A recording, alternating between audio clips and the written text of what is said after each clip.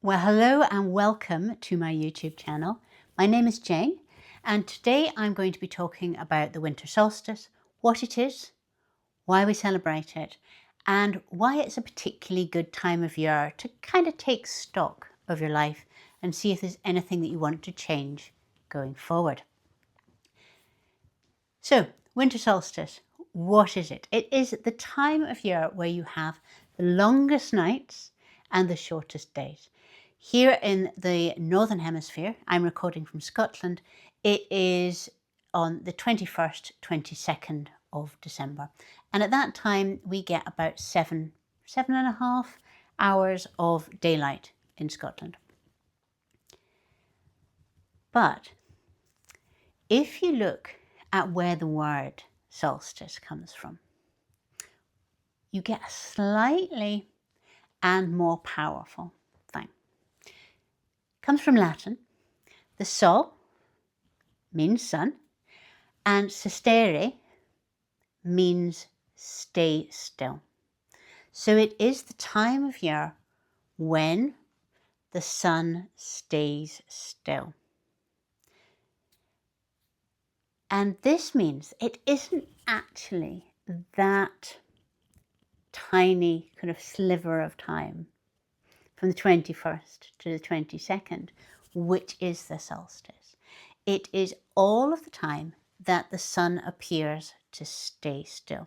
All of the time that with human eyes, it appears that the sun is rising at the same point in the horizon and setting at the same point in the horizon. And this is actually 6 days either side of the solstice. So you have this period of 12 days or so, which is the winter solstice. And the same again when you have the summer solstice. And if you think about a lot of our winter traditions, they're around this number 12. So you have the 12 days of Christmas or 12th night. You also have the Yule log, which is an enormous kind of like branch of a tree that would be brought into the house and burnt over 12 days. It would just be moved along in the hearth. This would be the Yule log.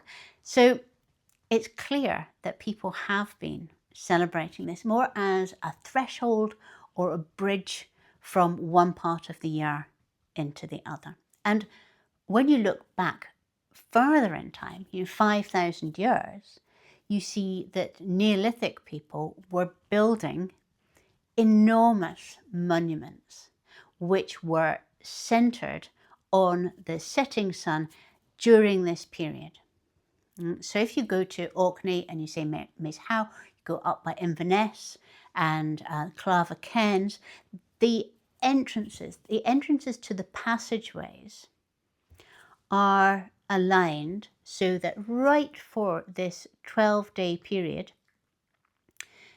when the sun sets on a clear day, not always guaranteed, it goes all the way along the passageway and then into the womb-shaped cairn, where it's sort of like it's been squashed and then comes out and it then flowers on the back wall of the cairn.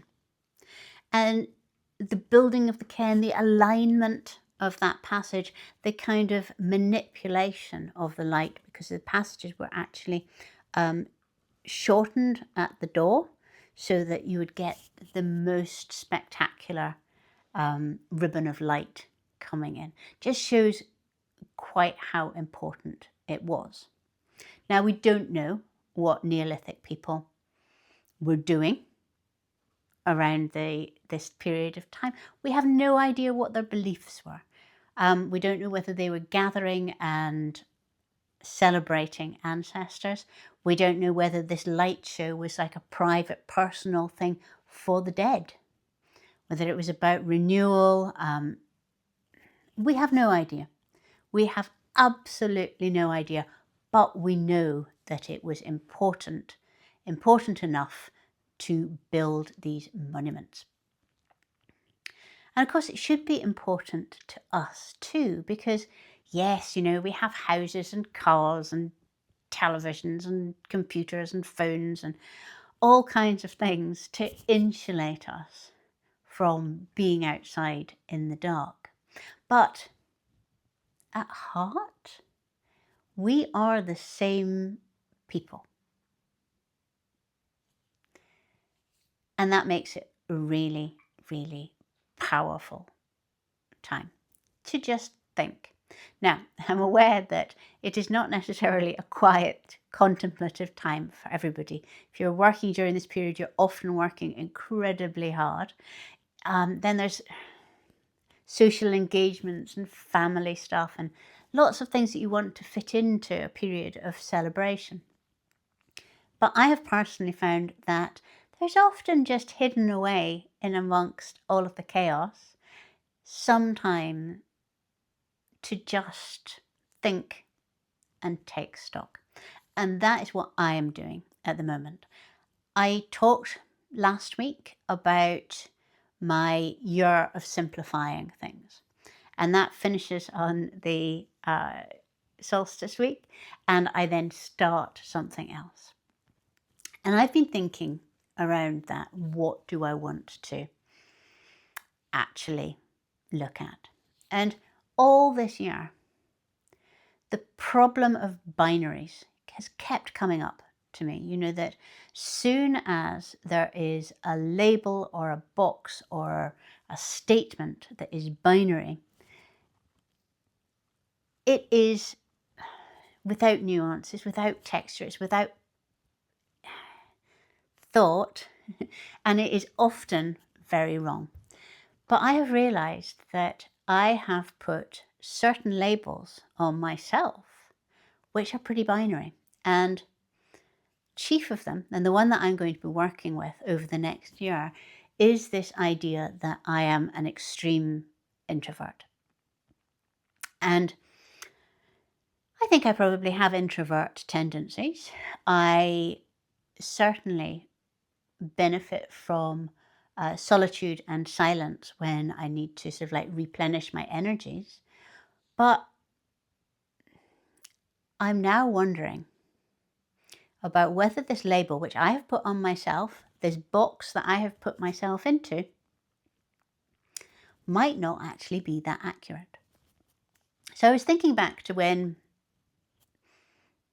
it started, and I probably have always described myself as a bit of an introvert, but the extreme bit was as a result of the COVID pandemic and the fact that I was shielding right the way through. So I had a long period of time where I didn't go out, I didn't socialize, didn't see anybody, but I still felt very fortunate because I had a garden, a nice house. I am a creative person, so I could always find things to do. But it definitely built up this feeling that inside my house, away from other people, just doing my own thing, almost mixing with the world through a mediation kind of thing, like a phone camera or whatever, reading books kind of thing, was safe, and that outside my house, outside my being able to control where people were, how close people were, was unsafe. And that, I think, is where I have stepped into this label of extreme introvert. And there are two problems with that. One, I'm not sure it's true. And if it's not true, how is having that label affecting my life? I want to investigate that. And secondly, our brains are really plastic, really malleable. They change. We can change them. We change as we age. We change as we discover things. I think there's so many changes. And I wonder whether that was one change, you know, a quite realistic change to circumstances where things were very scary outside and where I did have to stay inside. it was, it made it, but it was quite comforting having a label. But now things are changing again, and I feel that I want to step out. Are there ways of doing that? Because at the moment, I say that and my heart's going like this, and I'm thinking, oh, well, yes, but what if I went out and I got flu now? Where would I be with that? That's the kind of thing that is in my head, but I do not want to be living like that. So that's kind of the thing that I have been thinking about. But it also occurred to me that this is probably, if it applies to me, it probably applies to lots of people, that over time, it's a nice, comforting, simple thing to give ourselves labels, to put ourselves in a box. Morning person, extrovert, introvert, whatever. There are lots and lots of these labels. No good at maths. What if they're not right?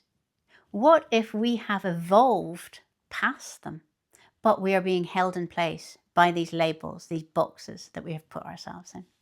So what I would say is, if you're wanting to make change, spend this 12 days kind of noodling around in your brain, seeing whether there's anywhere that you would describe yourself in a binary terms, not musical. I'd say not sporty, and then see whether you can just edge into finding out whether that is true or not. I'm not suggesting anything extreme, but have a look around to see if you have given yourself a label in the past for whatever reason. And I think that we always give ourselves these labels for very good reasons. And then think about what it would be like if it wasn't actually true. And if you think that life would be better or different or worth exploring, then give it a go. Come up with something that would be out of character for somebody with that label. Let me know what labels you discover, what things you plan to do, how they go down in the comments. I would love to know. Now, I am now going to be off YouTube for a couple of weeks, and I hope you have a fantastic Christmas, solstice, New Year, and I shall see you next year in 2026. Bye-bye.